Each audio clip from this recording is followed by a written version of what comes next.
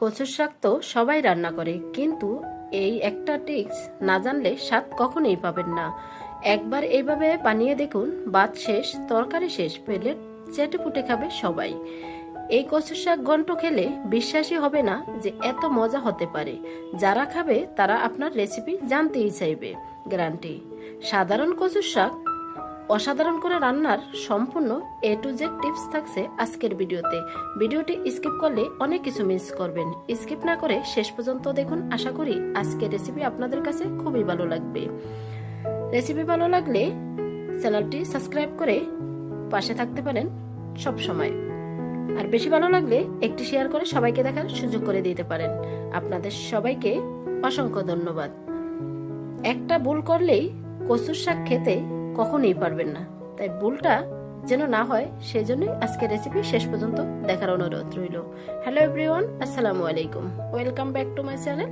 আপনারা সবাই কেমন আছেন? আশা করি যে যেখানে আছেন সবাই অনেক অনেক ভালো আছেন এবং সুস্থ আছেন। কথা না বাড়িয়ে চলে যাচ্ছি মূল রেসিপিতে। এখানে আমি 2 মুঠো কচুর শাক নিয়েছি। কচুর শাক রান্নার পরে কিন্তু একটু হয়ে যায়, আর কচুর শাক যখনই রান্না করবেন এইভাবে যদি রান্না করেন কখনোই এক মুঠোতে হবে না। এতটাই টেস্টি আর এতটাই মজার, মাছ মাংসের স্বাদকেও হার মানাবে। আমি শাকগুলো ভালো করে দেখে পরিষ্কার করে ছোট ছোট করে কেটে পানিতে ভিজিয়ে রেখে দিচ্ছি। যে পানিতে ভিজিয়ে রেখেছি সেখানে আমি একটি লেবুর রস দিয়েছি। ভিডিওটি স্কিপ হয়ে গেছে তাই বলে দিচ্ছি। যখন কচু পাতাটা ভিজিয়ে রাখবেন তখন লেবুর রস অবশ্যই দিবেন, তাহলে কখনোই কচুর শাকে গলা চুলকাবে না। এখন ডাটার উপরে আঁশগুলো ছাড়িয়ে আমি ছোট ছোট করে কেটে নিয়েছি। অফ ক্যামেরায় শাক ডাটা ভালো করে ধুয়ে নিয়েছি। এখন চলে আসলাম কিচেনে।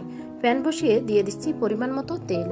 এখন দিয়ে দিচ্ছি আদা বাটা, রসুন বাটা এবং পেঁয়াজ বাটা। এখানে 2 টেবিল চামচ দিয়ে দিচ্ছি। দিয়ে তেলের মধ্যে কিছুক্ষণ ভেজে নিব, তাহলে আদা রসুনের গন্ধটা আর থাকবে না। কচুর শাক রান্নার পরে যেই টিপসগুলো বলবো সেটাই অত্যন্ত গুরুত্বপূর্ণ, তাই অবশ্যই শেষ পর্যন্ত দেখবেন। এখন আমি পেঁয়াজ রসুন ভাজা হয়ে গেছে, দিয়ে দিছি 1 টেবিল চামচ কাশ্মীরি মরিচের গুঁড়া, 1 টেবিল চামচ সবজির মশলা, 1/2 টেবিল চামচ জিরার গুঁড়া এবং ধনিয়ার গুঁড়া, আর দিয়েছি সামান্য পরিমাণ হলুদের গুঁড়া। এখানে লবণটা কিন্তু এখনো দেইনি। সামান্য পরিমাণ পানি দিয়ে মশলাটা ভালো করে কষিয়ে নিব। চুলা লো হিটে দিয়ে ঢাকনা দিয়ে রেখে দিব মশলাটা কষানোর জন্য। এর ফাঁকে আমি চিংড়ি মাছগুলো কেটে নিব। আর এই রান্নায় এই ফোড়নটি অবশ্যই দিবেন। কচুর শাকে এই ফোড়ন দিয়ে যদি রান্না করেন কষা মাংসের স্বাদকেও হার মানাবে, কথা দিলাম।